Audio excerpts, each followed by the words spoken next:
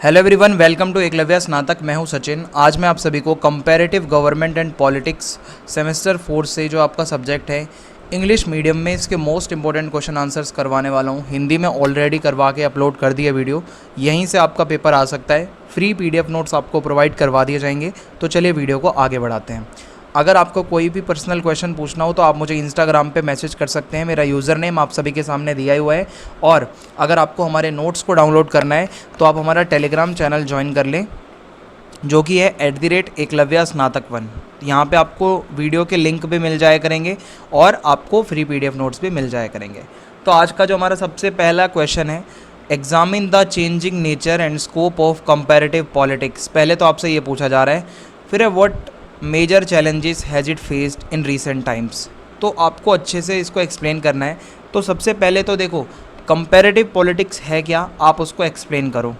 तो comparative politics is a branch of political science that deals with the study and comparison of political systems. यानी कि अलग अलग countries का political system कैसा है, वहाँ के इंस्टीट्यूशंस कैसे हैं, ठीक है, कैसे वहाँ का पॉलिटिकल बिहेवियर है, इसको एनालाइज किया जाता है, स्टडी किया जाता है। तो it help us to understand how governments function. इससे हमें पता चलता है कि गवर्नमेंट्स कैसे काम करती हैं, अलग अलग जगहों पर कैसे पावर डिस्ट्रीब्यूट होती है, अलग अलग देशों में किसके पास ज़्यादा पावर होती है, लोग कितना पार्टिसिपेट करते हैं पॉलिटिकल प्रोसेस में।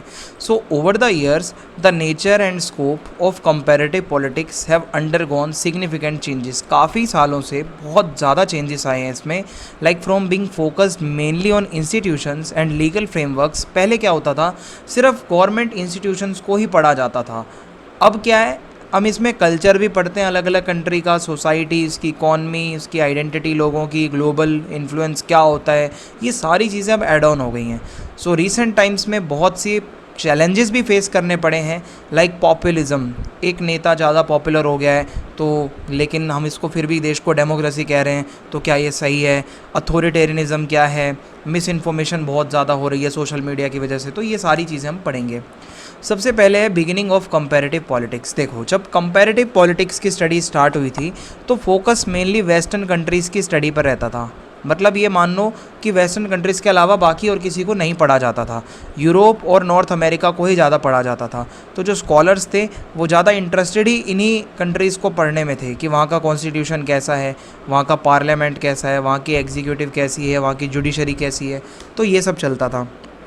फिर क्या है, उनका एम यही था कंपेयर करना कि अलग अलग कंट्रीज़ की गवर्नमेंट्स कैसे काम करती है और बेस्ट डेमोक्रेसी का मॉडल कहाँ का है।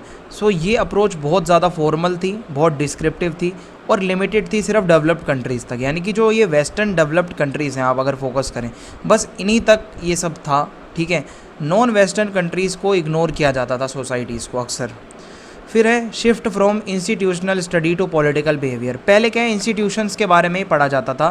From the 1950s onwards there was a significant change. एक बहुत बड़ा चेंज आया जहाँ पर पॉलिटिकल सिस्टम्स को पढ़ने में एक बहुत बड़ा बदलाव ये आता है कि अब इंस्टीट्यूशंस के साथ साथ जो लोगों का बिहेवियर होता है पॉलिटिक्स में, उसको भी स्टडी करना स्टार्ट किया हमने। सो इसमें हमने ये देखा, लाइक हाउ पीपल वोट, लोग कैसे वोट डालते हैं, व्हाट इन्फ्लुएंस देयर डिसीजंस, लोगों के डिसीजंस किस चीज़ से इन्फ्लुएंस होते हैं, हाउ पॉलिटिकल पार्टीज वर्क, है ना, and how interest groups and social movements shape policies. कैसे जो ये मूवमेंट्स होते हैं उसकी वजह से दबाव में आके क्या हमारी जो गवर्नमेंट है प्रेशराइज्ड होकर पॉलिसीज़ बनाती है। So this change made comparative politics more practical and realistic. पहले क्या था, बेस्ट क्या है उस पर फोकस होता था। अब क्या है, रियल क्या है, प्रैक्टिकल बातें क्या है, वो इसमें ऐड कर दी गई हैं। सिटीजन्स के बारे में ऐड कर दिया गया है। फिर है expansion to non western and developing countries. एक टाइम आया जब कॉलोनियलिज्म का एंड हुआ, लाइक जितनी भी कॉलोनीज़ थी वो इंडिपेंडेंट हुई, तो बहुत से नए नेशंस एशिया में, अफ्रीका में और लैटिन अमेरिका में बने जिनको फ्रीडम मिली। तो कंपैरेटिव पॉलिटिक्स में इन नेशंस को भी इंक्लूड किया गया, इनका स्ट्रगल पढ़ाया जाने लगा, इनका डेवलपमेंट कैसे हुआ, नेशन बिल्डिंग का प्रोसेस क्या था, किस कंट्री में डेमोक्रेसी आई। और स्कॉलर्स ने ये भी पढ़ा, ये जो न्यूली फ्रीडम वाली जो कंट्री थी वहाँ पे कैसे कुछ कंट्रीज़ में मिलिट्री कूप हुए, जैसे पाकिस्तान है, सिविल वॉर्स हुई, एथनिक कॉन्फ्लिक्ट हुए जैसे श्रीलंका है, अथॉरिटेरियन रूल कहाँ कहाँ पर आया। तो ये एक्सपेंशन हुआ ना कंपैरेटिव पॉलिटिक्स का, तो ये और ज़्यादा ग्लोबल हो गया ये सब्जेक्ट, ठीक है। अब सिर्फ ये वेस्टर्न कंट्रीज़ पे फोकस नहीं है, अब हम इसमें न्यू आइडियाज़ भी ऐड कर रहे हैं। फिर है adoption of scientific method and comparative analysis. हुआ क्या, कंपैरेटिव पॉलिटिक्स जैसे जैसे आगे बढ़ता है तो थोड़ा सा और साइंटिफिक मेथड इसमें यूज़ किया जाने लगा स्टडी करने में। लाइक स्कॉलर्स अब क्या है, सर्वे का यूज़ कर रहे हैं डेटा कलेक्ट करने के लिए, फील्ड वर्क कर रहे हैं, केस स्टडीज़ को पढ़ रहे हैं, स्टैट्स को पढ़ रहे हैं, ठीक है। अब थोड़ा साइंटिफिक मेथड हो गया ना ये थोड़ा। So these methods made it possible to test theories with real data. जो भी थ्योरी आई पहले कंपैरेटिव पॉलिटिक्स की, अब उसको रियल डेटा के साथ मैच करके टेस्ट किया जाने लगा, फिर कंक्लूजन बनाए जाने लगे। सो बाय कंपेयरिंग टू और मोर कंट्रीज़, आप अगर किसी भी एक इशू को कंपेयर करते हो, मतलब एक इशू को लेकर दो कंट्रीज़ को कंपेयर करते हो, तो पता चलता है क्या पैटर्न है दोनों में, क्या सिमिलरिटी है, क्या डिफरेंस है। यही आपकी कंपैरेटिव पॉलिटिक्स है। ये बहुत अच्छा और अच्छा तरीका है, रिलायबल है, एक्यूरेट है। Growing scope of topic and thematic areas, हुआ क्या है, टाइम टू टाइम जो कंपैरेटिव पॉलिटिक्स का जो स्कोप है वो भी बड़ा है। बहुत सारे न्यू टॉपिक्स भी इसमें इंक्लूड होने लगे हैं। कैसे? Today the field studies issues, आज क्या है यहाँ पे, corruption, gender, politics, human rights, economic inequality, climate change, migration, identity politics, digital governance, ये सारी चीज़ों को पढ़ाया जाने लगा है। सो अब हमें थोड़ा सा ये इनफॉर्मल स्टडीज़ हो रही हैं। जैसे कल्चर को पहले नहीं पढ़ते थे, अब कल्चर को पढ़ रहे हैं, रिलीजन को पढ़ रहे हैं पॉलिटिक्स में। ओके, तो ये सारी चीज़ें हैं।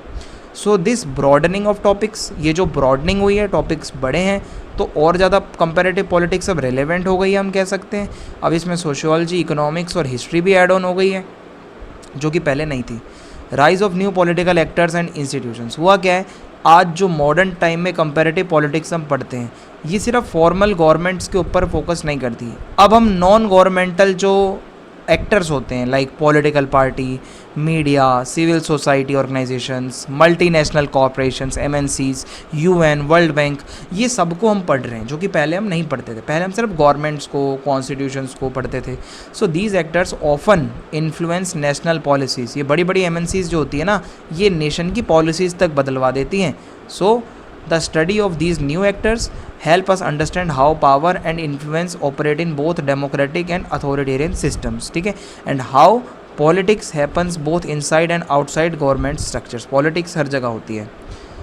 फिर है the challenge of authoritarianism and democratic decline, हुआ क्या है, धीरे धीरे डेमोक्रेसी नीचे गिर रही है, अथॉरिटेरियन रूल्स देखने को मिल रहे हैं।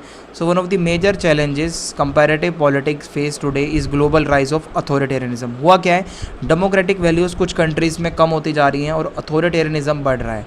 लाइक इवन कंट्रीज़ जो ऐसी हैं जो एक टाइम पे अच्छी खासी डेमोक्रेसी थी, वहाँ भी अब वहाँ के मीडिया पर अटैक किया जा रहा है, जुडिशरी पर अटैक किया जा रहा है, सिविल लिबर्टीज़ छीनी जा रही हैं। पॉपुलिस्ट लीडर जो जनता में पॉपुलर हैं, वो नेशनलिज्म को यूज़ करके लोगों का सपोर्ट लेकर डेमोक्रेसी को वीक कर रहे हैं। So comparative politics must now focus on understanding why democracy is under threat. अब कंपैरेटिव पॉलिटिक्स हमें बताती है कि अलग अलग कंट्रीज़ में ऐसा क्यों हो रहा है कि डेमोक्रेसी खतरे में है, और how authoritarian regime maintain control. Authoritarian regime होती क्या है, कैसे कंट्रोल बनाते हैं वहाँ पे लोग। सो इम्पैक्ट क्या पड़ा है इसका ग्लोबलाइजेशन का, वो भी हम पढ़ते हैं। तो ग्लोबलाइजेशन क्या है, has made countries more connected. Globalisation की वजह से कंट्रीज़ अब बहुत ज़्यादा जुड़ गई आपस में, जितने पहले नहीं थी। अब क्या है, नेशनल पॉलिटिक्स आर इंक्रीजिंगली, ठीक है, इंक्रीजिंगली।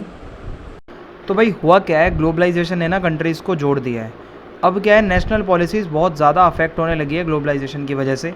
तो ट्रेड बहुत ज़्यादा हो रहा है, माइग्रेशन हो रहा है, लोग एक देश से दूसरे देश में जा रहे हैं, एनवायरमेंटल इश्यूज़ बहुत ज़्यादा बन रहे हैं, ग्लोबल हेल्थ इमरजेंसीज जैसे पैंडमिक्स वगैरह आ रहे हैं। तो ये सारी चीज़ें अब पॉलिटिकल डिसीजंस को इन्फ्लुएंस करने लगी हैं।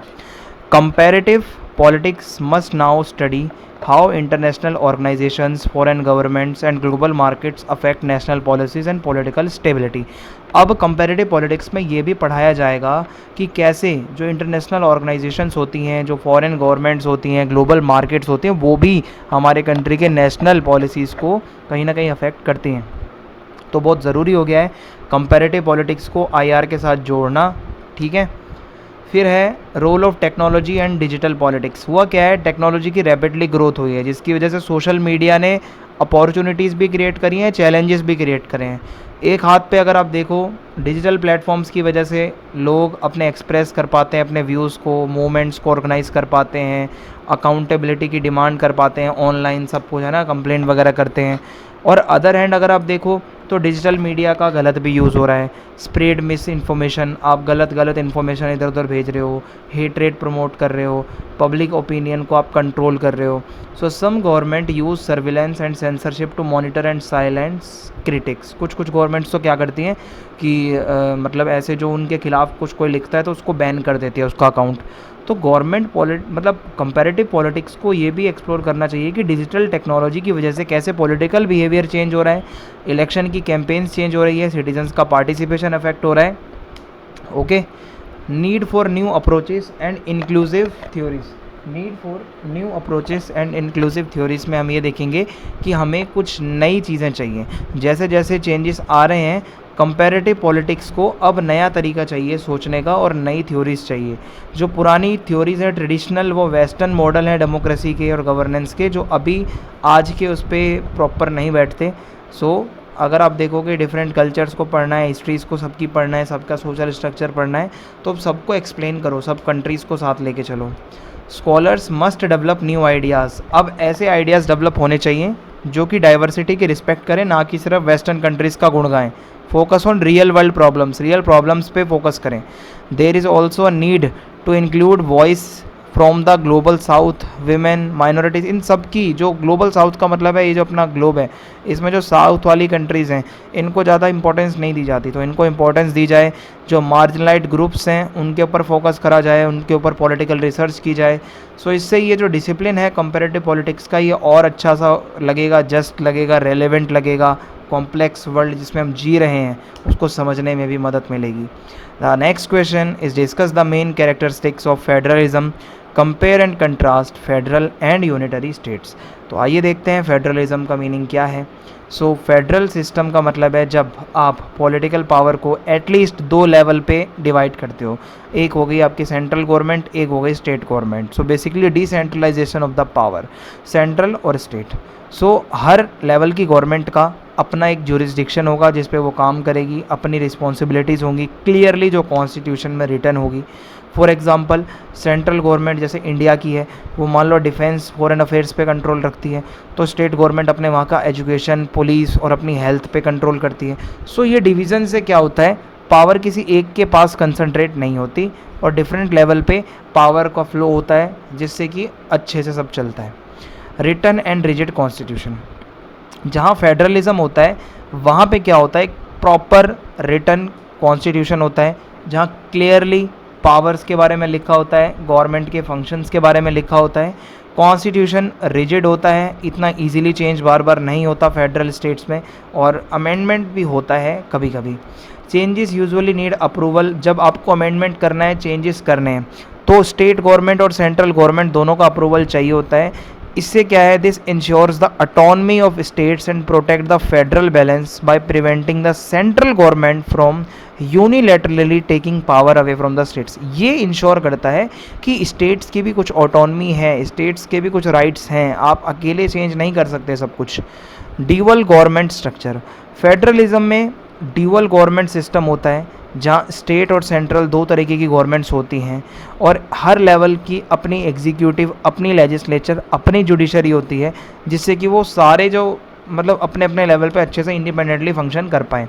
For example India, the union government यानी कि जो सेंट्रल गवर्नमेंट है एंड द स्टेट गवर्नमेंट दोनों लॉ पास करते हैं। सेंट्रल गवर्नमेंट पूरे कंट्री के लिए लॉ पास करती है और अगर आप देखोगे स्टेट गवर्नमेंट अपने स्टेट के लिए लॉज बनाती है, स्टेट लेजिस्लेचर्स होती हैं, एमएलए जहाँ पे जाके बैठते हैं। फिर है सुपरमेसी ऑफ कॉन्स्टिट्यूशन, फेडरलिज्म में कॉन्स्टिट्यूशन को ही सुप्रीम माना जाता है, सबसे ऊपर हाईएस्ट लॉ वही होता है। बोथ लेवल ऑफ गवर्नमेंट, चाहे स्टेट गवर्नमेंट हो चाहे सेंट्रल गवर्नमेंट हो, उसकी पावर कॉन्स्टिट्यूशन से ही आती है और लिमिट में ही काम करना पड़ता है।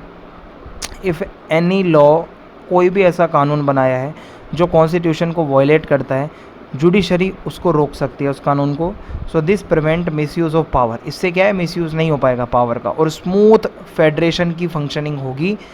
देन इंडिपेंडेंट जुडिशरी, अगर एक अच्छी न्यूट्रल और इंडिपेंडेंट जुडिशरी होगी तभी एक अच्छा फेडरल स्टेट बन पाएगा। सो ये जुडिशरी बेसिकली एक अंपायर की तरह काम करती है ना, कि देखना सही से हो रहा है काम या नहीं हो रहा, सेंट्रल गवर्नमेंट सही से कर रही है नहीं, स्टेट गवर्नमेंट सही से कर रही है नहीं। इन केस अगर कोई कॉन्फ्लिक्ट होता है दोनों के बीच में, पावर की ओवरलैपिंग होती है, तो जुडिशरी ही इंटरप्रेट करती है, बताती है, डिस्प्यूट्स को रिजॉल्व करती है। सो कोर्ट्स जो है हमारी सुप्रीम कोर्ट, हाई कोर्ट, ये सिटीजन्स के राइट्स को भी प्रोटेक्ट करती है और सारे लॉज को फॉलो करवाती है। Distribution of financial resources, federalism में फाइनेंशियल पावर जो होती है वो डिवाइड हो जाती है सेंट्रल और स्टेट गवर्नमेंट के बीच में, रिसोर्सेज को भी डिवाइड किया जाता है। सेंट्रल गवर्नमेंट का बजट अलग होता है, सभी स्टेट्स का अपना अलग बजट होता है, दोनों अपने अपने लेवल पर टैक्स कलेक्ट करते हैं, रेवेन्यू जनरेट होता है, सेंट्रल गवर्नमेंट अपना टैक्स लेती है, ठीक है, और उसके पास ज़्यादा फाइनेंशियल रिसोर्सेज होते हैं। सो फाइनेंशियल कमीशंस बनाई जाती हैं, ठीक है, जो कि क्या करती हैं, फेयर डिस्ट्रीब्यूशन पे ध्यान देती है कि सभी को, सभी स्टेट्स को सही उनका हिस्सा मिले। इक्वल स्टेटस ऑफ स्टेट्स, होता क्या है, जितने भी स्टेट्स होते हैं एक फेडरल स्टेट में, वो सभी इक्वल होते हैं कॉन्स्टिट्यूशन की नज़र में, कोई स्टेट को स्पेशल प्रिविलेजेस नहीं दी जाती। No state can be arbitrarily downgraded, ये नहीं आप किसी को नीचा समझो किसी स्टेट को, किसी को आप ऊपर ज़्यादा स्पेशल दो, मतलब पावर दे दो। So each state has a right to govern within its jurisdiction, हर स्टेट को पूरा पूरा राइट है जो भी उसका ज्यूरिसडिक्शन है उसके अंदर रहकर वो काम करे, ठीक है, उसकी भी अपनी एक ऑटोनमी है। फ्लेक्सिबिलिटी इन लोकल गवर्नेंस, फेडरल स्टेट जो होता है वो क्या है कि डिफरेंट स्टेट्स, हर स्टेट में अपनी लोकल गवर्नमेंट्स भी होती हैं लोकल नीड्स को फुलफ़िल करने के लिए। सो इस फ्लेक्सिबिलिटी से क्या है, इनोवेशन हुआ है, कंपटीशन बढ़ा है स्टेट्स के बीच में, हर स्टेट चाहता है कि एक दूसरे से अच्छा हो, लोगों के क्लोज जाए। सो स्पेशली जो ऐसी कंट्री है जो बहुत बड़ी है, जहाँ बहुत ज़्यादा लैंग्वेजेस बोलने वाले लोग हैं, बहुत ज़्यादा कल्चर्स को फॉलो करने वाले लोग हैं, अलग अलग रीजन्स, मतलब रीजनल डाइवर्सिटी है, वहाँ पर फेडरलिज्म बहुत ज़रूरी हो जाता है। अब comparison between federal and unitary states, देखो दोनों के बीच में क्या डिफरेंसेस है वो समझो। बेसिक डेफिनेशन क्या है, फेडरल का मतलब आपको मैंने पीछे बताया, जहाँ पावर का डिवीज़न हो रहा है सेंट्रल और स्टेट दो लेवल पर, क्लियर है। यूनिटरी में कोई डिवीज़न नहीं है, एक ही बंदे के पास सारी पावर है, सेंट्रल गवर्नमेंट ही पावरफुल होगी। सो यूनिटरी सिस्टम में सेंट्रल गवर्नमेंट हो सकता है रीजनल लेवल पर छोटी छोटी बॉडीज़ बनाए, बट स्टिल कंट्रोल सारा उसी के पास, एक के पास रहेगा। सोर्स ऑफ पावर, देखो फेडरलिज्म में चाहे गवर्नमेंट सेंट्रल हो स्टेट हो, कॉन्स्टिट्यूशन से उसको उसकी पावर मिलती है। यहाँ पे एक स्टेट गवर्नमेंट अपनी सेंट्रल गवर्नमेंट पे डिपेंड नहीं करती अपनी पावर के लिए। बट यूनिटरी में क्या है, जो स्टेट गवर्नमेंट्स होती हैं छोटे लेवल पर, रीजनल गवर्नमेंट्स, उनको पावर मिलती है सेंट्रल गवर्नमेंट से, okay, not bye constitution. Flexibility versus uniformity, होता क्या है, फेडरलिज्म में फ्लेक्सिबिलिटी होती है, स्टेट्स अपने हिसाब से लॉज बना सकते हैं अपनी लोकल कंडीशन के अकॉर्डिंग। ये बहुत ही यूज़फुल है बड़ी कंट्रीज़ में, डाइवर्स कंट्रीज़ में। On the other hand unitary system में यूनिफॉर्मिटी ज़्यादा होती है। लाइक अगर मान लो इंडिया एक यूनिटी, मतलब एक क्या कहते हैं, यूनिटरी सिस्टम वाला होता तो पूरे देश में एक ही लॉ बनता, लेकिन हमारे यहाँ हर स्टेट के अलग लॉज होते हैं। Distribution of financial and administrative powers, federalism में सेंट्रल और स्टेट गवर्नमेंट का अपना सेपरेट फाइनेंशियल पावर होती है, सेपरेट अपना एक रेवेन्यू का सोर्स होता है, ठीक है। यूनिटरी स्टेट में सारा पैसा सेंट्रल गवर्नमेंट के पास जाता है, फाइनेंस का पूरा जिम्मा सेंट्रल गवर्नमेंट के हाथ में, लोकल गवर्नमेंट उसी के ऊपर डिपेंड रहती है। फिर है suitability and examples. So federalism सबसे ज़्यादा सूट करता है जो कंट्रीज़ बहुत बड़ी हैं, जैसा इंडिया है, जोग्राफिकली बहुत बड़ी कंट्री है, सोशली डाइवर्स है, अलग अलग लैंग्वेजेस बोलने वाले लोग हैं, अलग अलग कल्चर के लोग हैं। सो उनको चाहिए अपने अलग अलग रीजनल ऑटोनमी हो। एग्जांपल इंडिया है, यूएस है, जर्मनी है, कनाडा है। यूनिटरी सिस्टम में क्या है, ये छोटी कंट्रीज़ के लिए ज़्यादा सही है, जहाँ बहुत ही छोटा, आप डिसेंट्रलाइजेशन की ज़रूरत ही ना पड़े, जहाँ पे फ्रांस है, यूके है, जापान है, चाइना है। सो इसमें ये आ जाएगा। कॉन्फ्लिक्ट रेजोल्यूशन की बात करें और लीगल अथॉरिटी की, फेडरलिज्म जहाँ होता है वहाँ जुडिशरी का बहुत बड़ा रोल होता है। कॉन्स्टिट्यूशन को वो इंटरप्रेट करती है, कॉन्स्टिट्यूशन के अकॉर्डिंग कॉन्फ्लिक्ट को रिजॉल्व करती है। यूनिटरी में क्या होता है, बहुत रेयर ऐसा होता है कि कोई कॉन्फ्लिक्ट बने, क्योंकि सेंट्रल गवर्नमेंट ही पावरफुल है, लोकल गवर्नमेंट कुछ ऐसा चैलेंज करती ही नहीं है उसके डिसीजंस को ज़्यादा। एबिलिटी टू हैंडल डाइवर्सिटी, देखो मैंने बताया सबसे बड़ा एडवांटेज है फेडरलिज्म का कि डाइवर्सिटी को हैंडल करने के लिए बहुत बढ़िया है। सभी कम्युनिटीज़ को, रीजनल ग्रुप्स को मौका मिलता है कि वो अपने आप को खुद गवर्न कर पाते हैं, अपनी आइडेंटिटी को प्रिजर्व कर पाते हैं। बट यूनिटरी में क्या है, सेंट्रलाइज होती है पावर, सभी पावर एक ही बंदे के हाथ में है पूरे देश के लिए। तो ऐसे में जो माइनॉरिटी ग्रुप्स हैं उनके पास कोई रिप्रेजेंटेशन जाता ही नहीं है ना। अब जो हमारा नेक्स्ट क्वेश्चन है वो है describe the main features of first past the post system, और इसके क्या एडवांटेजेस होते हैं। इसको शॉर्ट में FPTP भी कहा जाता है। तो ये बढ़िया है या प्रोपोर्शनल रिप्रेजेंटेशन सिस्टम बढ़िया है, ये आपसे पूछा जा रहा है। तो देखो first past the post system क्या है, ये इलेक्शंस का एक प्रोसेस होता है जिसमें जो सबसे ज़्यादा वोट लेके आता है वो विनर माना जाता है। सिंपल है, candidate A B C D में से जिसके सबसे ज़्यादा वोट होंगे ही विल बी विनर। फिर उसके बाद प्रोपोर्शनल रिप्रेजेंटेशन सिस्टम में क्या होता है कि जितनी ज़्यादा आप सीट्स, मतलब जितने ज़्यादा आपको वोट मिलेंगे उसी प्रोपोर्शन में आपको सीट्स मिलेंगी। यानी कि यहाँ पे एक एक वोट मैटर करता है हर कैंडिडेट का, और यहाँ पे एक कैंडिडेट नहीं होता, एक कॉन्स्टिट्यूएंसी में अनेकों कैंडिडेट हो सकते हैं। लेकिन इस वाले में एक कॉन्स्टिट्यूएंसी में सिर्फ़ और सिर्फ एक ही कैंडिडेट चुना जाता है। जैसे आपके एरिया का जो MLA होता है या MP होता है वो एक ही होता है, तो वो FPTP प्रोसेस से आता है। ओके, अब मैं आपको थोड़ा डिटेल से बताता हूँ कि what are the main features of the first past the post system. तो FPTP के जो मेन फीचर्स हैं, सबसे पहला फीचर आता है इसमें सिंगल मेंबर कॉन्स्टिट्यूएंसी। होता क्या है, FPTP सिस्टम में कंट्री या फिर जिस भी स्टेट में इलेक्शंस होने हैं उसको छोटे छोटे एरियाज़ में डिवाइड कर दिया जाएगा, जिसको कॉन्स्टिट्यूएंसी कहा जाता है। ठीक है, छोटे छोटे आपके एरिया का भी कोई नाम होगा कॉन्स्टिट्यूएंसी का, तो ऐसे ही डिवाइड कर दिया जाएगा।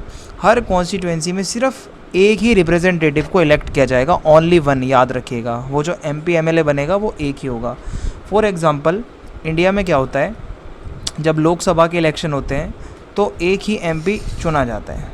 ठीक है, फिर उसके बाद है सिंपल वोटिंग मेथड होता है। ठीक है, वोटिंग प्रोसेस बहुत स्ट्रेट फॉरवर्ड है, मैंने आपको बताया। वोटर्स जाते हैं, अपना वोट कास्ट करते हैं, एक कैंडिडेट जो भी उनको पसंद है। जो कैंडिडेट सबसे ज़्यादा नंबर ऑफ़ वोट्स पाता है वो जीत जाता है। So it does not matter जो विनर है उसकी मेजॉरिटी आए या ना आए। ठीक है, मेजॉरिटी यानी कि ज़रूरी नहीं उसको 50% लाएगा तभी वो वहाँ से इलेक्ट होगा। सो होता क्या है कि उसको कम से कम जो उससे बाकी के जो कैंडिडेट हैं उससे ज़्यादा चाहिए। बस ABCD 4 कैंडिडेट हैं, सबसे ज़्यादा वो जो वोट लाएगा, चाहे मान लो 30 वोट ला रहा है वो और बाकियों के 30 से कम है, तो वो 30 पे भी विनर माना जाएगा। ठीक है, फिर है विनर टेक्स ऑल प्रिंसिपल, यानी कि सिंपल सा रूल है, विनर के पास ही सब कुछ आता है। जो कैंडिडेट सबसे ज़्यादा वोट लाएगा वो जीत जाएगा। All other votes are effectively not counted towards representation. मान लो एक बंदा 50,000 वोट से, मतलब 50,000 वोट लाया और कैंडिडेट भी 49,000 वोट लाया, तो विनर कौन है, 50,000 वाला। अब इसके 49,000 जो वोट हैं उसका कोई महत्व नहीं है। ठीक है, उसका कोई महत्व है ही नहीं। सो ये सारी चीज़ें हैं। प्लूरलिटी पे फोकस किया जाता है, मेजॉरिटी पर नहीं। तो सिंपल सी बात है, सबसे ज़्यादा वोट जो ला रहा है, ठीक है, इसमें क्या है कि एक कैंडिडेट जीत जाएगा इवन अगर उसके 50% से भी कम वोट हैं और बाकी के लोगों के 50% से कम है और वो 50 भी ला रहा है तो भी वो जीत जाएगा। If 5 candidates run and one gets 30% while others get less. अगर एक बंदा वोट लड़ा, इलेक्शन लड़ा, 30% वोट लाया, बाकी 30% भी नहीं ला पाए, तो वो 30% पे भी विनर ही माना जाएगा। Okay, quick and decisive results. बहुत ही काउंटिंग प्रोसेस सिंपल होता है, बहुत इजी होता है। ठीक है, जो विनर होता है वो बहुत जल्दी डिक्लेयर कर दिया जाता है। सो इससे गवर्नमेंट बहुत जल्दी फॉर्म हो जाती है, फास्ट डिसीजंस ले जाते हैं। इंडिया में और UK में ये सब फॉलो होता है। अब इसके फ़ायदे क्या हैं, देखो FPTP और प्रोपोर्शनल रिप्रेजेंटेशन में दोनों में से बढ़िया क्या है। तो देखो FPTP बहुत बढ़िया है क्योंकि एक तो सिंप्लिसिटी बहुत ज़्यादा है। FPTP बहुत इजी होता है समझने में, इम्प्लीमेंट करने में। वोटर सिंपली अपना कैंडिडेट चूज़ करते हैं और जो कैंडिडेट ज़्यादा वोट लाता है वो जीत जाता है। सो सिंप्लिसिटी से क्या है, पब्लिक पार्टिसिपेशन भी बढ़ता है, लोगों का इस वाली व्यवस्था में ट्रस्ट भी बढ़ता है। पर PR सिस्टम क्या है, थोड़ा कॉम्प्लेक्स है। इसमें पार्टी की लिस्ट बनानी पड़ती है, वोट ट्रांसफ़र होता है, कितना वोट शेयर है, कोटा वगैरह देखा जाता है, कितने वोट्स, कितने सीट्स, कितना प्रपोर्शन, बहुत कॉम्प्लिकेटेड हो जाता है हद से ज़्यादा। स्टेबल है, सिंगल पार्टी गवर्नमेंट है, यानी कि FPTP में क्या होता है, यूजुअली रिजल्ट बहुत ही क्लियरली बता देते हैं कि विनर कौन है। स्ट्रॉन्ग गवर्नमेंट बनती है। इससे क्या होता है कि कोई कोalition पॉलिटिक्स नहीं होती कोई। इसमें आप अगर देखोगे MLA एक ही बंदा बनता है, 2 बंदे मिलकर MLA नहीं बनते। लेकिन PR सिस्टम में हो सकता है कि 2 लोग भी MLA बने मिलकर। ठीक है, कोalition गवर्नमेंट भी बना सकते हैं, बहुत हाई चांसेस होते हैं। स्ट्रॉन्ग लिंक होता है रिप्रेजेंटेटिव्स का, एफपीटीपी में क्या होता है, देखो डायरेक्ट कनेक्शन बनाता है जो बंदा, एमएलए आएगा घर से घर जाएगा, अपने लिए उसको वोट मांगने हैं तो हाथ भी मिलाएगा पैर भी छुएगा। वोटर्स को पता है कि उसको कौन रिप्रेजेंट करने वाला है, उसको पता है कि भाई अकाउंटेबल रहना पड़ेगा। पीआर सिस्टम में ये चीज़ नहीं होती, क्योंकि सीट्स जो है वो पार्टी की परफॉर्मेंस पे डिपेंड करती है, इंडिविजुअल कैंडिडेट की नहीं। ओके। फिर है encourages broad based political parties. होता क्या है, एफपीटीपी में जो बड़ी पार्टीज़ होती हैं वो ज़्यादा वोट खींच के ले जाती हैं। सो ऐसे में क्या है कि this help in reducing extreme और नैरो इंटरेस्ट बेस्ड पॉलिटिक्स, यानी कि छोटी छोटी पार्टियाँ इसमें नहीं आ पाती। On the other hand PR system में क्या होता है, छोटी पार्टियाँ जो होती हैं, ठीक है, वो छोटे पार्टियाँ जो है छोटे एरियाज़ में वोट इकट्ठा करती हैं। Faster election results and government formation. So होता क्या है, स्ट्रेट फॉरवर्ड है, तो एफपीटीपी में बहुत जल्दी क्विक रिजल्ट्स आते हैं, गवर्नमेंट जल्दी बन जाती है। पीआर सिस्टम थोड़ा कॉम्प्लिकेटेड है, वोट शेयरिंग का मैकेनिज्म देखा जाता है, किसके पास कितने वोट्स आए हैं। सो वोट्स काउंट करने में भी टाइम लगता है, गवर्नमेंट बनने में भी टाइम लगता है। तो मैंने बता दिया एफपीटीपी कैसे काम करता है। वोटर्स एक कैंडिडेट को ही वोट करते हैं, चूज़ करते हैं, जो सबसे ज़्यादा वोट लाता है वो जीत जाता है। पीआर में क्या है, वोटर्स एक पार्टी को वोट करते हैं, चूज़ करते हैं, और सीट्स जो हैं वो वैसे ही मिलती हैं जितनी आप वोट्स लेकर आओगे। फॉर एग्ज़ाम्पल, अगर एलिस को 40% मिले, बॉब को 35% मिले, चार्ली को 25% मिले, तो ऑब्वियसली एलिस यहाँ पे विनर होगा क्योंकि उसके पास 40% है। पीआर में क्या है, if a party gets 40% of votes they get about 40% of seats. अगर एक पार्टी ने 40% वोट लिए हैं तो उसको 40% सीट्स ही मिलेंगी। ओके। विनर कौन होता है सबसे ज़्यादा, मतलब कौन ले जाता है? यस, जो एक कॉन्स्टिट्यूएंसी होती है, पूरी कॉन्स्टिट्यूएंसी का एक एमएलए वो सब कुछ पावर ले जाएगा। बट यहाँ मल्टीपल विनर्स होते हैं, एक ही एरिया में मल्टीपल बंदे लीड करेंगे। फेयर क्या है छोटी पार्टीज़ के लिए? तो देखो एफपीटीपी में तो अक्सर बड़ी पार्टियाँ जीतती हैं, छोटी पार्टी को सीट बहुत कम मिलने के चांस होते हैं। लेकिन जो पीआर सिस्टम है उसमें वोट शेयर जो है वो रिफ्लेक्ट होता है सीट्स में, तो छोटी पार्टियों का रोल बढ़ जाता है। मेजॉरिटी देखी जाती है, गवर्नमेंट स्ट्रॉन्ग किस में बनती है? एफपीटीपी में, क्योंकि एक सिंगल पार्टी कंट्रोल करती है, ठीक है, एमएलए एक ही पार्टी का होता है। बट इसमें क्या है, कोalition गवर्नमेंट बनती है। सिंपल कौन सा है? एफपीटीपी, क्योंकि बहुत ईजी टू अंडरस्टैंड है। और पीआर वाले में क्या है, थोड़ा कॉम्प्लेक्स है, ठीक है। वेस्ट किस में होता है ज़्यादा वोट? तो भाई इसी में होता है, क्योंकि मैंने बताया था ना, एक बंदा 50,000 वोट लाया, दूसरा बंदा 49,000 लाया, तो वो 49,000 वाले की कोई वैल्यू नहीं है। और इसमें पीआर वाले में क्या है, वोट कम वेस्ट होते हैं, एक एक वोट से एक बंदा इलेक्ट हो सकता है। एफपीटीपी यूके में है, यूएसए में है, कनाडा में है, इंडिया में है। और पीआर सिस्टम स्वीडन, जर्मनी, नीदरलैंड और साउथ अफ्रीका में है। शॉर्ट में बताऊं तो एफपीटीपी सिंपल है, क्विक है, बड़ी पार्टियों को फ़ायदा देता है, ठीक है। पीआर क्या है, थोड़ा रिप्रेजेंटेटिव ज़्यादा है, छोटी छोटी पार्टियों का भी रोल होता है, कोalition गवर्नमेंट इसमें बनती है। अब हमारा जो अगला क्वेश्चन है वो है, what do you understand by authoritarian state, how is it different from democratic state? So हमारा नेक्स्ट क्वेश्चन है, what do you understand by authoritarian state. तो आइए देखते हैं ये डेमोक्रेटिक स्टेट से किस तरीके से अलग है। सो देखो, meaning of authoritarian state. Authoritarian state का मतलब है जब सारी पावर किसी एक ही लीडर के हाथ में होती है, या फिर किसी स्मॉल ग्रुप के हाथ में होती है जो बहुत एलीट लोग हैं, ओके, जो लोगों के लिए बिल्कुल अकाउंटेबल नहीं है, आंसरेबल नहीं है, कुछ भी आंसर वांसर नहीं देते। सो ऐसे में क्या होगा, रूलर्स के पास सारी पावर रहती है, लंबे समय तक सारे डिसीजंस वो लेते हैं, पब्लिक का कोई कंसेंट नहीं होता, कोई पार्टिसिपेशन नहीं होता। सिटीजन्स के पास यूजुअली बहुत लिमिटेड पॉलिटिकल राइट्स होते हैं, सिविल लिबर्टी ज़्यादा नहीं होती है, अपोजिशन की वॉइस को दबा दिया जाता है, चुप करवा दिया जाता है। Lack of free and fair elections. Authoritarian state में इलेक्शंस या तो होते ही नहीं हैं, होते भी हैं तो बहुत मैनिपुलेटेड होते हैं, अनफेयर तरीके से होते हैं। इवन इफ़ इलेक्शंस होते भी हैं तो बस फॉर्मेलिटी है, कोई कंपटीशन नहीं होता। रूलिंग पार्टी जो है वो गवर्नमेंट को लीड करती है, कंट्रोल करती है, सेंसर कर देती है चीज़ों को, ठीक है। इंटिमिडेशन टू एंश्योर विक्ट्री, किसी भी तरीके से बस वो जीतना चाहती है। वोटर्स के पास कोई जेन्युइन चॉइस नहीं होती। अपोजिशन पार्टीज़ को बैन कर दिया जाता है या रिस्ट्रिक्ट कर दिया जाता है। फिर है absence of check and balance. देखो, पार्लियामेंट्री सिस्टम में, डेमोक्रेसी में चेक एंड बैलेंस होता है। आप कोई भी काम कर रहे हो तो आपसे क्वेश्चन किए जाएंगे, पर अथॉरिटेरियन रिजीम में ऐसा नहीं होता। लेजिस्लेचर, जुडिशरी और मीडिया बहुत वीक होती है। सब कुछ कंट्रोल करने का काम एक ही बंदे के हाथ में है। जो लीडर है, जो रूलिंग ग्रुप है, वो डोमिनेट करता है सभी ब्रांचेस को, गवर्नमेंट की जितनी भी ब्रांच होती है, ठीक है। कोई भी काम करता है, कोई भी वो होता है तो कोई डिबेट नहीं होती, कोई कंसल्टेशन नहीं होता। So there is no real separation of power, कोई पावर का सेपरेशन ही नहीं होता यार। Limited civil liberties and freedom, authoritarian system में सिटीजन्स को ज़्यादा फ्रीडम नहीं मिलती, जैसे freedom of speech, press, assembly, expression, ये सारी चीज़ें मिसिंग होती है इसमें। गवर्नमेंट सब कंट्रोल करती है, मीडिया हो, ठीक है, जो कुछ ऑप्शंस हो, ओपिनियन होते हैं लोगों के, उसको सेंसर कर दिया जाता है, कोई प्रोटेस्ट वगैरह नहीं हो सकती। अगर आप गवर्नमेंट को क्रिटिसाइज़ करोगे तो आपको पनिश कर दिया जाएगा, आपको जेल में डाल दिया जाएगा, आपको हरेस किया जाएगा, ठीक है।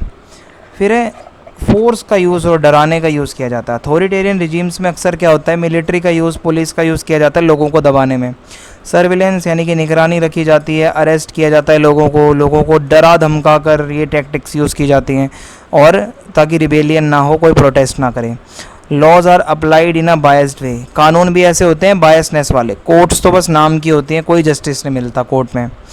एग्जाम्पल बताऊँ मैं आपको अगर अथॉरिटेरियन रिजीम्स के, तो हिस्ट्री में जाओगे तो आपको जर्मनी का नाजी पार्टी का हिटलर दिखेगा, आज की डेट में नॉर्थ कोरिया का किम जोंग उन है, इराक है सद्दाम हुसैन के टाइम पे, चाइना है आज की डेट में, वहाँ वन पार्टी का रूल है। ये सारे अथॉरिटेरियन बंदों के एग्जाम्पल हैं। सो ये लोग ना अपने आप को प्रायोरिटी देते हैं, लोगों के बारे में कुछ नहीं सोचता कोई। अब अथॉरिटेरियन और डेमोक्रेटिक स्टेट्स में डिफरेंस क्या होता है वो समझ लो। पावर का डिफरेंस है सबसे पहले तो। डेमोक्रेटिक स्टेट में पावर जो होती है ना वो लोगों के हाथ में होती है, लीडर्स को इलेक्ट किया जाता है रेगुलरली, हर 5 साल में इलेक्शंस होते हैं, फ्री और फेयर इलेक्शंस होते हैं। जबकि अथॉरिटेरियन स्टेट में पावर सारी की सारी फोर्सफुली ले ली जाती है, एक ही बंदे के पास होती है, लीडर्स को ईजिली हटाया नहीं जा सकता, वो खुद कंट्रोल करते हैं लंबे समय तक। सिटीजन्स का रोल डेमोक्रेटिक सिस्टम में ज़्यादा होता है, बहुत ही एक्टिवली पार्टिसिपेट करते हैं citizens. People have the right to vote, लोगों के पास राइट होता है वोट करने का, अपने व्यूज़ को एक्सप्रेस करने का, अपने लीडर्स को चूज़ करने का, सबसे बड़ी बात है। पर अथॉरिटेरियन रिजीम्स में लोगों के पास कोई राइट नहीं होता, कंट्री कैसे चलानी है, किसको चूज़ करना है, जो हो रहा है वो होना, मतलब होने दो। सो इनका पार्टिसिपेशन बहुत कंट्रोल्ड होता है, अगर कुछ गलत करोगे तो पनिशमेंट मिल जाएगी आपको। रूल ऑफ लॉ होता है, ठीक है। डेमोक्रेसी जहाँ पर होती है वहाँ कानून सबके लिए इक्वल होता है, कॉन्स्टिट्यूशन गारंटी देता है आपको कुछ राइट्स की, फंडामेंटल राइट्स की। बट अथॉरिटेरियन रिजीम में कानून सिर्फ रूलर के अकॉर्डिंग होता है, उसको बचाता है, लोगों के हक में कानून नहीं होता। कॉन्स्टिट्यूशन होता भी है तो उसको ईजीली चेंज कर दिया जाता है, रूलर्स अपने हिसाब से चेंज कर देते हैं। फ्रीडम और राइट की बात करें तो डेमोक्रेटिक कंट्रीज़ में फ्रीडम होती है, फ्रीडम ऑफ स्पीच, फिर क्या प्रेस की फ्रीडम, मीडिया की फ्रीडम, रिलीजन की फ्रीडम, असेंबल हो सकते हो आप कहीं जगह पे जाके। लेकिन अथॉरिटेरियन स्टेट्स में कोई फ्रीडम नहीं होती, बहुत ज़्यादा रिस्ट्रिक्शंस होते हैं। मीडिया तो स्टेट के कंट्रोल में रहती है, इंडिपेंडेंट जर्नलिज्म मिसिंग होता है। इंस्टीट्यूशंस एंड अकाउंटेबिलिटी, तो डेमोक्रेसी में जितने भी इंस्टीट्यूशंस होते हैं, जुडिशरी वगैरह, वो इंडिपेंडेंट होती है, मीडिया फ्री होती है, सिविल सोसाइटीज़ बहुत एक्टिव होती हैं, गवर्नमेंट अकाउंटेबल और आंसरेबल होती है। अथॉरिटेरियन में ऐसा कुछ भी नहीं होता है, इंस्टीट्यूशंस वीक होते हैं, इनको कंट्रोल किया जाता है, कोई अकाउंटेबिलिटी नहीं होती, करप्शन बहुत ज़्यादा, पावर का मिसयूज़ बहुत ज़्यादा। एग्जाम्पल की बात करें तो इंडिया में, यूएस में, जर्मनी में डेमोक्रेसी है, इलेक्शन से प्रॉपर लीडर आते हैं। और अगर मैं आपको बताऊं, नॉर्थ कोरिया है, सऊदी अरेबिया है, रशिया है, ये आज की डेट में अथॉरिटेरियन रूलर्स के एग्जाम्पल्स हैं। Okay, now our next question is what is presidential system of government, what are its advantages over parliamentary system. दोनों में से क्या बढ़िया है डिस्कस करेंगे। तो आइए देखते हैं what is presidential system of government. ठीक है, सो प्रेसिडेंशियल सिस्टम एक गवर्नमेंट की ऐसी फॉर्म होती है जहाँ सारी पावर प्रेसिडेंट के हाथ में होती है। आपके सामने डोनाल्ड ट्रंप का फ़ोटो है, सारी पावर इसके हाथ में रहती है। रशिया के व्लादिमीर पुतिन है, सारी पावर उनके हाथ में रहती है। दोनों कौन है? प्रेसिडेंट। सो ये executive branch is separate from legislature. Legislature का कोई कंट्रोल नहीं होता इन लोगों के ऊपर। इसमें प्रेसिडेंट हेड होता है, हेड ऑफ स्टेट भी यही है, हेड ऑफ गवर्नमेंट भी यही है। सो प्रेसिडेंट को इलेक्ट किया जाता है डायरेक्टली, लोग इलेक्ट करते हैं, याद रखना। हमारे देश में प्राइम मिनिस्टर को हम नहीं इलेक्ट करते, हम तो सिर्फ एमपी को इलेक्ट करते हैं। आगे पीएम किसको बनाना है वो उनका डिसीजन होता है, हमारा नहीं होता। सो इनके यहाँ क्या है, सीधा प्रेसिडेंट का ही इलेक्शन होता है और सारी पावर उसी के पास होती है। सो कोई लेजिस्लेचर वगैरह का रोल नहीं होता और फिक्स टेन्योर होता है 5 साल का।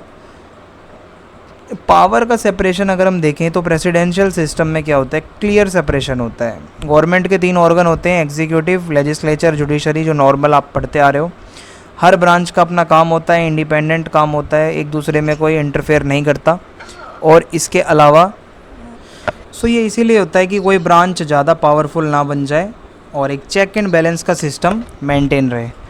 फिर है फिक्स टर्म एंड स्टेबिलिटी। जो भी प्रेसिडेंट इलेक्ट होता है उसका एक प्रॉपर एक फ़िक्स टर्म होता है, यूजुअली 4 या 5 साल का, जिसमें वो अपने ऑफिस में रहता है। और इसके अलावा लेजिस्लेचर का इसमें कोई भी रोल बेसिकली नहीं होता। एक स्टेबिलिटी रहती है गवर्नमेंट में, क्योंकि 5 साल तक उसको रहना ही रहना है। और ऐसा नो कॉन्फिडेंस का कोई सिस्टम नहीं होता। जैसे पार्लियामेंट्री में क्या है, मान लो आज हमारे पीएम मोदी हैं, नो कॉन्फिडेंस मोशन आया, अगले दिन वो पीएम की पोस्ट से हट जाएंगे। लेकिन प्रेसिडेंशियल सिस्टम में ऐसा नहीं होता। एग्जाम्पल बताता हूँ आपको, यूनाइटेड स्टेट्स ऑफ अमेरिका एक बहुत ही बढ़िया एग्जाम्पल है प्रेसिडेंशियल सिस्टम का। बाकी कंट्रीज़ जो हैं, ब्राज़ील है, मेक्सिको है, नाइजीरिया है, वो भी इसको फॉलो करते हैं। इसमें क्या है, डायरेक्टली प्रेसिडेंट इलेक्ट होकर आता है, जो एग्जीक्यूटिव को लीड करता है, इंडिपेंडेंटली काम करता है। ओके, लेजिस्लेचर का कोई इसमें वो नहीं होता। प्रेसिडेंशियल सिस्टम के क्या फ़ायदे हैं पार्लियामेंट्री सिस्टम के कंपैरिजन में अगर हम देखें तो, एक तो स्टेबल है भाई, फिक्स है कि हाँ यही लीडर रहेगा, ठीक है। और इसमें क्या है, पॉलिटिकली स्टेबिलिटी भी रहती है। पार्लियामेंट्री में क्या है ना, गवर्नमेंट हमेशा चेंज होती रहती है। अगर नो कॉन्फिडेंस मोशन आ गया तो कभी भी वो गवर्नमेंट गिर सकती है, बाकी इसमें नहीं होता वैसा। क्लियर सेपरेशन ऑफ पावर मैंने आपको बताया।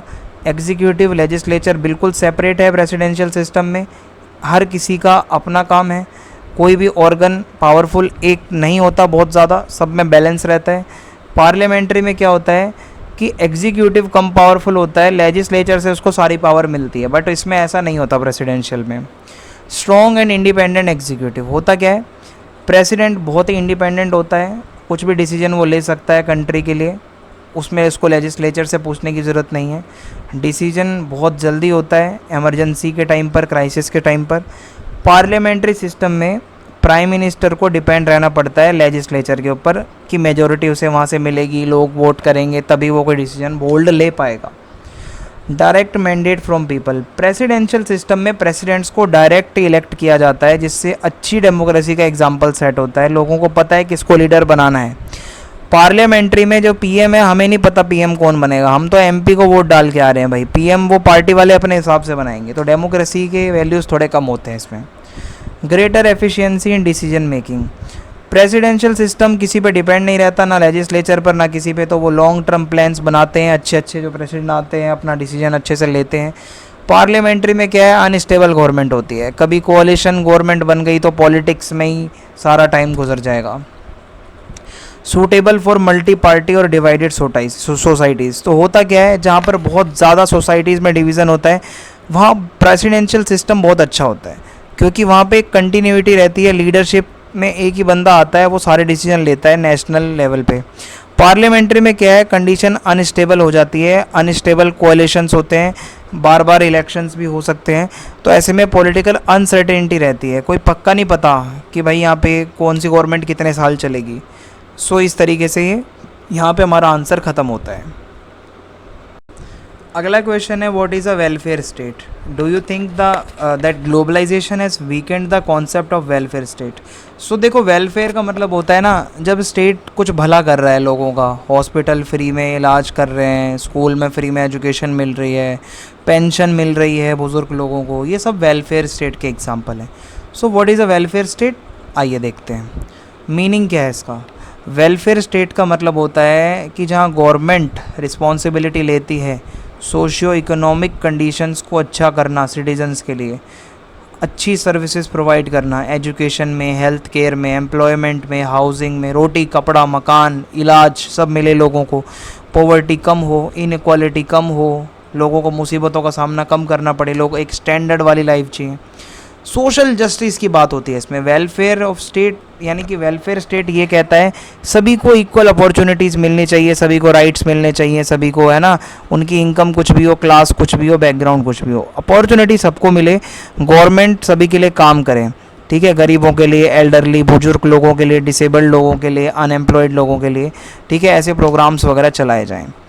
वेलफेयर स्टेट के कुछ फीचर्स होते हैं, लाइक पब्लिक सर्विसेज जैसे free education, free health care, subsidy वगैरह देना, सोशल सिक्योरिटी सिस्टम्स यानी कि पेंशन्स वगैरह देना लोगों को, चाहे कोई विधवा है चाहे कोई बुज़ुर्ग है, अनएम्प्लॉयमेंट अगर किसी के पास नौकरी नहीं है तो उसके लिए कुछ करना, प्रोग्रेसिव टैक्सेशन, टैक्स लेना है तो ऐसा टैक्स लो जहाँ अमीरों से ज़्यादा टैक्स लिया जाए, गरीबों से मदद, मतलब गरीबों को मदद की जाए उससे, स्टेट रेगुलेट करे सारी चीज़ें, ठीक है, सभी को प्रॉपर दिहाड़ी मिले, वेजेस मिले, वर्किंग कंडीशन अच्छी हो, इकोनॉमिक इक्वालिटी रहे, कमिटमेंट यानी कि इनइक्वालिटी को कम करना है, जो डिसएडवांटेजिस्ट ग्रुप हैं मतलब ग्रुप्स हैं उनके लिए काम करना है। स्वीडन है, नॉर्वे है, डेनमार्क है, यूके है, ये ऐसी कंट्रीज़ हैं जो वेलफेयर स्टेट्स के लिए जानी जाती हैं, ये अपने लोगों के लिए बहुत कुछ करते हैं। इंडिया में भी ऐसी वेलफेयर स्कीम्स हैं जैसे मनरेगा, ठीक है, महात्मा गांधी नेशनल जो वो रोज़गार वाली है, ये कुछ ऐसा, ठीक है। तो ये चीज़ें पब्लिक हेल्थ केयर में भी हमारी गवर्नमेंट फ्री में आयुष्मान भारत योजना वगैरह लाती है, फूड सब्सिडीज़ हैं, फ्री में राशन। हिस्टोरिकल बैकग्राउंड ये है बेसिकली, जब वर्ल्ड वॉर 2 जब यहाँ पे ख़त्म हुआ था तो यूरोप ना बहुत ज़्यादा ख़राब हो चुका था, तबाह हो चुका था। गवर्नमेंट को समझ आ गया था लोगों की मदद करनी पड़ेगी इस टफ टाइम में, तो वेलफेयर पॉलिसीज़ बनाई गई ताकि सोसाइटी की हेल्प हो, लोगों को ज़्यादा गरीबी में जाने से बचाया जा सके, अनएम्प्लॉयमेंट से बचाया जा सके, इकोनॉमिक ज़्यादा झटका ना लगे। क्या ग्लोबलाइजेशन ने वेलफेयर स्टेट को वीक किया है? तो मैं मानता हूँ किया है, क्योंकि ग्लोबलाइजेशन का मतलब है जब इंटरकनेक्शन बढ़ रहा है, देश आपस में ट्रेड ज़्यादा कर रहे हैं, पैसे से सारा काम हो रहा है, मार्केट इकोनॉमी बन गई है, सो सामान, सर्विसेज, पैसा, इंफॉर्मेशन एक देश से दूसरे देश में जा रहे हैं, ठीक है, और ग्लोबल ट्रेड बहुत ज़्यादा हो रहा है। सो ऐसे में ग्लोबलाइजेशन से इकोनॉमिक ग्रोथ तो हुई है, लेकिन यहाँ पे जो प्राइवेट कंपनीज़ वगैरह होती हैं वो ज़्यादा फोकस कर रही हैं देश के कामों को करने में, स्कूल प्राइवेट, हॉस्पिटल प्राइवेट, सब कुछ प्राइवेट। तो वेलफेयर स्टेट क्या काम करेगा सब कुछ अगर प्राइवेटाइजेशन में हो जाएगा? तो होता क्या है, सबसे बड़ा जो इफ़ेक्ट है ग्लोबलाइजेशन का वो ये है कि गवर्नमेंट पे बहुत प्रेशर पड़ा है, ठीक है, to cut public spending including welfare programs. अब गवर्नमेंट कम पैसा लगा रही है भलाई पे लोगों के, और फॉरेन इन्वेस्टमेंट को ज़्यादा अट्रैक्ट करने के लिए कंपनियों को बुलावा दिया जा रहा है, आओ हमारे देश में अपनी कंपनियां लगाओ, इन्वेस्ट करो जिससे हमें पैसा मिले। वेलफेयर का बजट कम होता जा रहा है, तो इससे क्या है, पब्लिक सर्विसेज जो सरकारी सुविधाएं हैं वो कम हो रही हैं, खासकर गरीब लोगों के लिए, मिडिल क्लास लोगों के लिए बहुत बुरी बात है। प्राइवेटाइजेशन बढ़ गया है, सारी चीज़ें प्राइवेट हो रही हैं, ठीक है, सारी गवर्नमेंट की जो चीज़ें थी, हेल्थ, एजुकेशन, पेंशन, सब प्राइवेट हो गया यार, अब स्कूल प्राइवेट हैं, हॉस्पिटल प्राइवेट हैं। सो इससे क्या है, सर्विसेज तो अच्छी होंगी, आपको पता है गवर्नमेंट से ज़्यादा अच्छी सर्विस प्राइवेट में है, बट जो लोग गरीब हैं बेचारे उनके लिए तो बर्डन है, ठीक है, और इससे क्या यूनिवर्सल वेलफेयर तो नहीं हो पाएगा। ज़्यादातर कंट्रीज़ में access to services now depends more on income than social rights. अब लोगों का सोशल राइट ख़त्म हो गया, लोगों को इनकम पूछ रहे हैं लोगों से, भाई अच्छी इनकम है तब आपको इलाज मिलेगा, अच्छी इनकम है तब आपको एजुकेशन मिलेगी। ग्रोइंग इनइक्वालिटी, इसका मतलब है ग्लोबलाइजेशन की वजह से इकोनॉमिक इनइक्वालिटी बढ़ गई है देशों के बीच में, कोई देश बहुत आगे है, कोई देश बहुत पीछे है, किसी देश में बहुत अमीर लोग हैं, किसी में बहुत कम अमीर हैं। सो कुछ लोगों को वेल्थ मिली है, पैसा मिला है, कुछ लोग पीछे रह गए हैं। मैनी केसेस में ये देखा गया है स्टेट हैज़ बीन अनेबल और अनविलिंग टू रीडिस्ट्रीब्यूट वेल्थ। आज की डेट में स्टेट चाहता ही नहीं है सभी लोगों के पास बराबर पैसा हो। सो रिच लोगों का बेनिफिट ज़्यादा हुआ है ग्लोबलाइजेशन से, गरीब लोग जो पुअर हैं उनको जॉब भी नहीं मिल रही है, कभी भी उनको निकाल दिया जा रहा है। इकोनॉमिक कंट्रोल धीरे धीरे ख़त्म होता जा रहा है स्टेट का। एक टाइम था जब स्टेट सब कंट्रोल करता था, national governments have less control. आज की डेट में ग्लोबल ट्रेड एग्रीमेंट हो चुके हैं, बड़ी बड़ी कंपनियां आ रही हैं, मल्टीनेशनल कॉरपोरेशंस आ रहे हैं, इंटरनेशनल फाइनेंशियल इंस्टीट्यूशंस आ गए हैं। ये सब अब ज़्यादा हमारे पॉलिसीज़ को इन्फ्लुएंस कर रहे हैं, इनको देखते हुए हमें अपनी पॉलिसीज़ बनानी पड़ रही हैं। सो हम पहले खुद से जो डिसीजंस लेते थे, वेलफेयर प्रोग्राम चलाते थे, वो नहीं चल पा रहे हैं। सो हुआ क्या है, कितने भी चैलेंजेस आए हों, ये एक्यूरेट नहीं होगा कहना कि वेलफेयर स्टेट पूरी तरीके से ख़त्म हो चुके हैं। आज भी बहुत कंट्रियां हैं जहां पर वेलफेयर स्टेट अपना काम कर रहे हैं। गवर्नमेंट जो है ट्रेडिशनल वेलफेयर मॉडल से थोड़ा सा यहाँ पे शिफ्ट हुई है। आज की डेट में government education, skill development, employment और सब्सिडीज़ आज भी दे रही हैं। यूरोप वगैरह में जैसे डेनमार्क है, फिनलैंड है, आयरलैंड है, नॉर्वे है, ये नॉर्डिक कंट्रीज़ हैं जो मैंने नाम लिया है, ये आज भी वेलफेयर का काम कर रही हैं, लोगों की भलाई का काम कर रही हैं। इसी के साथ हमारी वीडियो यहाँ पे समाप्त होती है। वीडियो पसंद आई है, चैनल सब्सक्राइब करें, अपना फीडबैक लिखें। जय हिंद, जय भारत।